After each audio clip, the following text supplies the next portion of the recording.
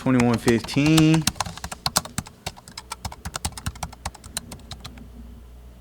I think it's going. I hope it's going. I really hope it's going.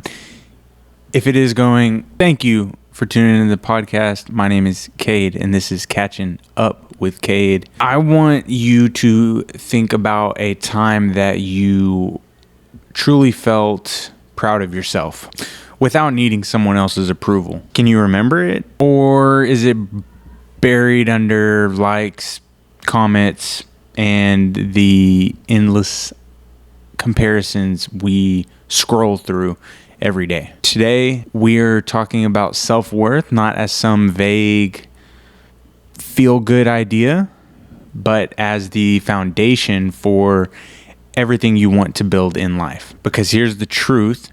You can have all of the motivation in the world, all of the plans in the world, and all the goals, but without believing you are worthy of them, growth will always feel like a grind. And that is something that I don't want it to feel like for anybody who is trying to recognize their self-worth and what they mean, not only to themselves, but to the world, to society as a whole, to everybody. So let's dive in. I really hope this is recording. I'm going to be upset if this is not recording, but oh well, we'll get there. All right, for the first chapter here, I have the trap of comparison. We live in a culture obsessed with comparison. It's very evident, not even necessarily just bite and flow, but just, I think a lot of people see what maybe their favorite celebrity is doing or an influencer is doing and want to reciprocate that same energy or that same charisma, that same vibe that they carry. There are very attractive vibes out there, and it is, I believe, okay to want and chase as long as it is for the correct reasons. I mean, social media, our peers, and even family, I believe, gives us subtle messages that we're not enough. I'm not speaking for everybody, and I'm not speaking about all of my friends or my peers, or I'm not speaking about all of my family, but I do believe to an extent somebody in your circle is low-key hating on you, dog. I mean, or girl, you know what I'm saying? Like, it's a sad day. I think not a lot of people, I'm sorry, I need to get away from saying that. I say a lot as a filler constantly, but there is a lot of people, I just said it again, there is people out there in your circle, which if you took a step back and looked at it objectively, I do believe you can identify your friends. Some of your friends are not necessarily your friends. They low-key are jealous of your success and don't want you to succeed because they feel like it could be them, and that's toxic. That is very toxic. I've been there.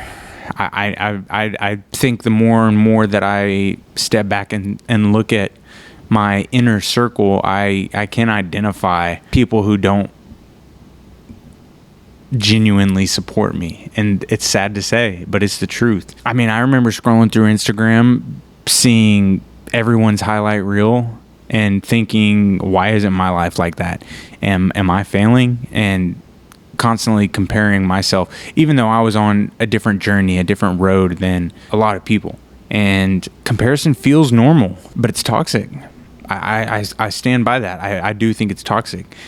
It chips away at your self-worth quietly, and that's sad, like water wearing down a stone. The worst part is most people don't even notice it's happening until it's done some real damage. So let's get real and admit a moment you fell into comparison. I want you to hopefully use today's message as a chance to ponder and reflect on some decisions or some things that you're doing or things that is going on in your life that you could address and improve on.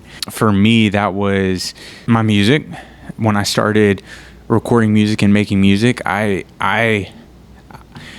remember talking to my friend Jamaris.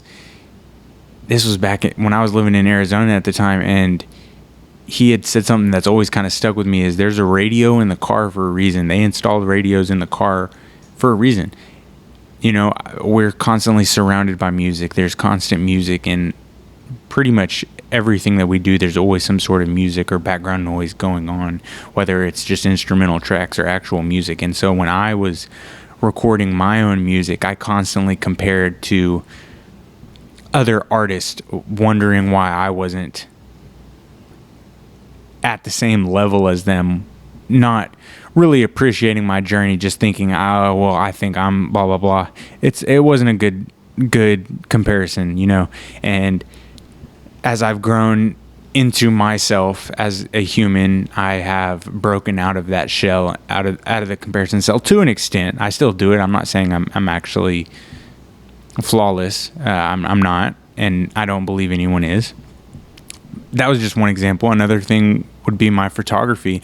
I always felt like I took good pictures, and they were, but I still constantly, when I first started my Instagram page, you know, 10 followers, 20 followers for some great pictures, and I'm just like, why are people not liking this? Why are people not sharing this? Why? I was seeking outside validation, which is not a good thing to be doing either, and not really just doing it to do it, and that was not a good idea, and it was detrimental. You know, it was an added stress that did not need to be there, but it was due to my incorrect mindset, at least I believe. Next, I think, is golf skills. When I first started golfing, I was terrible. I mean, I think that's it for anybody who starts a new sport, that unless you're just have this amazing gifting, are blessed right out of the gate. You know, I know some people are, and props to you, but when I was first starting, I was constantly comparing my game to somebody else's game who has put in that work and that practice, that repetition, round after round, stroke after stroke. And I was obviously wanting to become better, and I didn't put in the groundwork until I realized that is what it took. And I don't know, that could be a whole nother situation. So I just want you to think about a moment that you fell into comparison, and hopefully use these next few segments to work on that and revalidate your self-worth. I believe that self-worth is not equal to achievements. Your value as a person is not in direct correlation to what you achieve. Your value as a person is not determined by what you achieve. It's a powerful reminder that who you are and what you accomplish are not the same thing. And I want to make that very clear, that who you are as a human being and what you achieve is not the same thing at all. Your self-worth comes from your character, values, and inherent humanity, if you will, not from success, productivity, or external validation. Self-worth is your identity. It's your inherent value as a human being. I like to think of gold. It doesn't lose value if it gets dirty or hidden. Just like us, you don't lose worth because you're struggling, failing, or not where you want to be. And the moment you start believing that, everything changes. You stop chasing validation and start making decisions that honor your value. I be drinking coffee like a madman. I drink coffee all throughout the day. I think that's low-key bad for your health. I'm really not sure. As much of a health craze that I've been on, I drink coffee constantly. I don't know if that's a good thing or a bad thing. Somebody please fact check that and figure out. I know it's acidic. I really just don't know if it's a good thing or bad thing. I had decaf. Right now I just have regular coffee beans, and caffeine really doesn't do anything for me like it should, I guess, unless, I don't know. I do drink coffee all day and up until the night. So, random fact about your boy. So, I want to talk about something from Japanese culture called Kintsugi. It's the art of repairing broken pottery with gold. Instead of hiding the cracks, artists fill them with gold liqueur, turning what was once broken into something even more beautiful and valuable. That idea has always stuck with me because it's the perfect picture of self-worth. It is the perfect picture of self-worth. Kintsugi, I gotta look at it when I say it. Kintsugi teaches that our worth doesn't disappear when we break. In fact, our cracks can be the very thing that makes us unique and valuable. But here's the thing. We live in a world that rewards perfection. We're told to hide our flaws, keep it polished, and only show the highlight reel. And yet the beauty of Kintsugi reminds us that the story of being repaired is part of what makes us whole. When you start seeing yourself that way, not as something to be fixed, but as something already valuable and worth restoring, everything shifts. You stop chasing validation, you stop apologizing for the cracks, and you start honoring your own process, if you will. And that's where real growth begins. Because self-worth isn't about earning gold. It's about realizing the gold was already inside of you. Growth sticks when it's built on knowing your value, not hiding your flaws. As a man of faith, I believe there is a powerful truth here. God doesn't toss out what's been broken. He restores it. He brings beauty from ashes, purpose from pain, and strength from struggle. Kintsugi reminds us that our value doesn't come from being flawless. It comes from being broken, being authentic, if you will, When you start embracing your story instead of hiding it, you realize that the gold was always within you. Your scars don't subtract from your worth. They tell the story of your strength. It's all about perspective. It's just shifting that mindset. Your scars don't subtract from your worth. They tell the story of your strength. That's huge. That's deep. You know what I'm saying? That's deep. Your scars don't subtract from your worth. They tell the story of your strength. Scars tell stories, I got a couple myself, and I love each and every one of them because they have taught me what I am capable of to an extent, They also have taught me how dumb of a decision I can make, but ultimately they have strengthened me and strengthened my testimony and strengthened my belief, if you will. That's the kind of self-worth that can't be shaken. Not by failure, not by judgment, not even by comparison, because it's built on truth, not achievement, which is what I had said earlier, So how do you actually practice self-worth, at least according to Kade? Everybody has their own, but this is according to my beliefs. How do you take everything we've talked about, the comparison trap, the truth about value, the gold in your cracks, and make it real in your daily life? Here are a few ways to start filling those spaces with gold. I have here, number 1, personal affirmations. Don't just repeat random quotes. Speak words that mean something to you. I'm sure there are millions of words you can find organized in such way that apply to your current situation. We have, if I'm not mistaken, 26 letters in the alphabet, and that's comprised. There's so many different words and so many different variations. I'm thinking of actual breaking down a sentence word by word.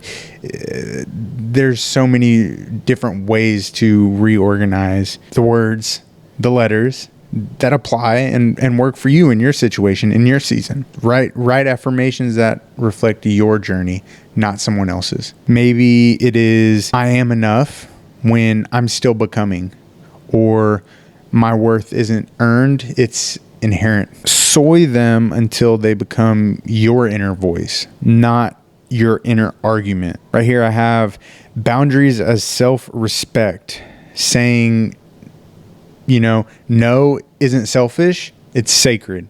Every time you honor your boundaries, you're telling yourself, I matter. And that's huge. And I think a lot of people struggle. I'm trying to stray away from saying a lot. Not necessarily a lot of people, but people do struggle in saying no because of the, is stigmatism the right word? People are scared to say no and speak up and stand for themselves, and that's sad. I really hope maybe this might help you if you struggle with standing up for yourself and realizing your self-worth or your peace. Think about it. Boundaries are how you protect your peace, your energy, and your time. Here are a few examples of what they actually look like. You say no to overcommitting even when part of you feels guilty because exhaustion isn't proof of dedication. You put your phone on do not disturb after a long day instead of feeling obligated to respond to every message instantly. You set limits at work.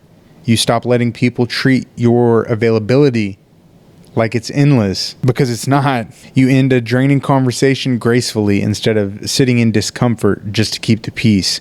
That's huge. If something's on your chest, say it. Speak up. We fortunately have the freedom of speech and can say what we would like. If it's not bringing you peace, please get it off your chest. Say something. Don't just sit there because you think it might make the situation more uncomfortable. I don't think there could ever be a successful resolution if you don't voice your concern or your problem, Lastly, I have you take time for rest or creativity even when no one else understands why it matters to you. Protect your peace like you would protect something priceless, because it is. Boundaries aren't walls, they're doors. They don't shut people out, they let people in. Just think of it like that. Boundaries are like doors, they're not walls, and they don't necessarily keep people out, they just let people in. If you got a pyromaniac coming through, is it the smartest idea to let them into your house and cause a ruckus, cause a fire? I don't know. That might have been a crazy example, but that's my opinion on boundaries. I don't view them as walls. I view them as doors. Not everybody is coming in. You know what I'm saying? Celebrate small wins. Keep track of the moments that you made decisions that reflected your worth and not just your productivity. Maybe you chose rest over burnout. You closed your laptop at 9 p.m. instead of pushing through another hour just to prove something. Maybe you chose honesty over hiding. You had a tough conversation instead of pretending everything was fine. Maybe you chose growth over comfort. You said yes to something that scared you, but could help you evolve. Maybe you chose presence over perfection. You showed up as yourself instead of trying to impress everybody. Or maybe you chose self-compassion over self-criticism. You looked in the mirror and spoke to yourself kindly for once. That's something that I have struggled with for a long time. A lot of decisions that I've made have not been the best decisions, and at the end of the day, I am the only one who is forced to look at the reflection every day. If my girlfriend chooses to not look at me today, then she can choose that. If, my mom chooses not to look at me today, she can do that.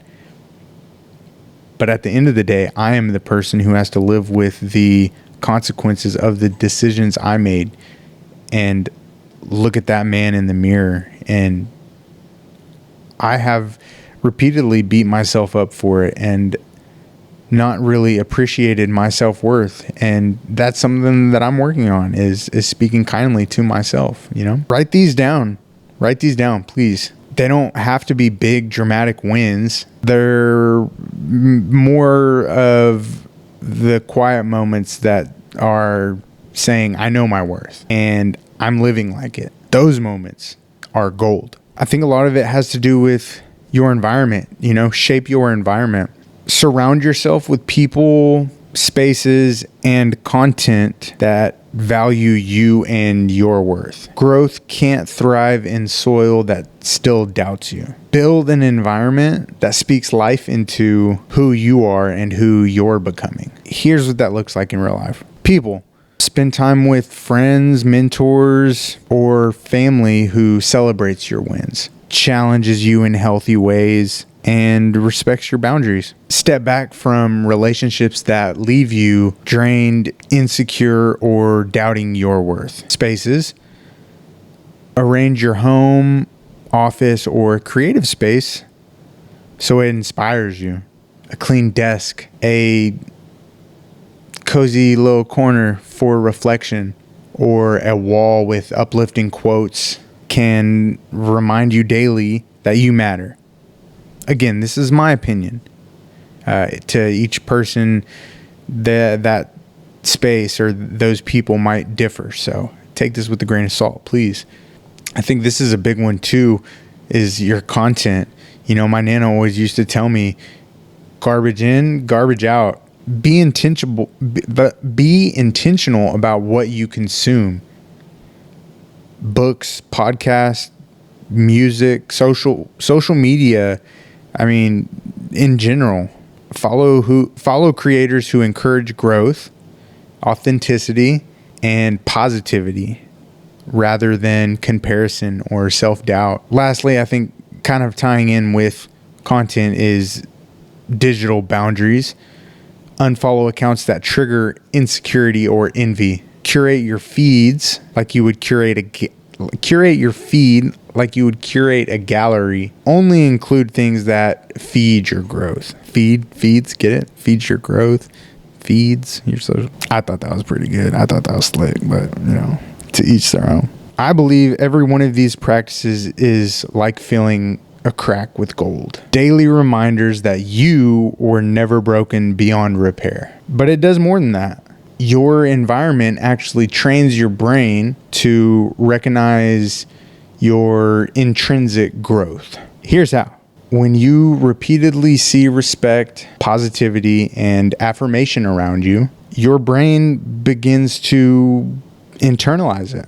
Healthy boundaries and positive habits reinforce the idea, I am valuable no matter what. Over time, your mind starts to automatically recognize your worth, even when you face challenges or comparisons. Your surroundings don't just reflect your self-worth, they shape it. They teach your brain who you truly are. Shine through your cracks. Shine through your cracks. Growth without self-worth is fragile, but growth in knowing your value, that's unstoppable. Think of yourself like gold, already precious, already whole, even if life has left cracks. Every challenge, every mistake, every moment you doubted yourself, it isn't a flaw. It's where your gold shines through. Carry this with you. Your cracks don't subtract from your worth. They reveal your brilliance. Personal opinion. So thank you for spending this time with me. If this episode spoke to you, share it with someone who you think may need it, or this reminder that their life is valuable and their worth is inherent. So please follow along for more episodes on building your life from the inside out. And always remember, gold doesn't ask for validation, you know? It just shines. Maybe your cracks aren't breaks. They're the places your light gets through. Stop polishing to please others. Shine where you are, for who you are. You deserve the life you imagine. Let that truth guide every choice, every step, every day. And don't forget your worth at all. I hope that kind of sums everything up.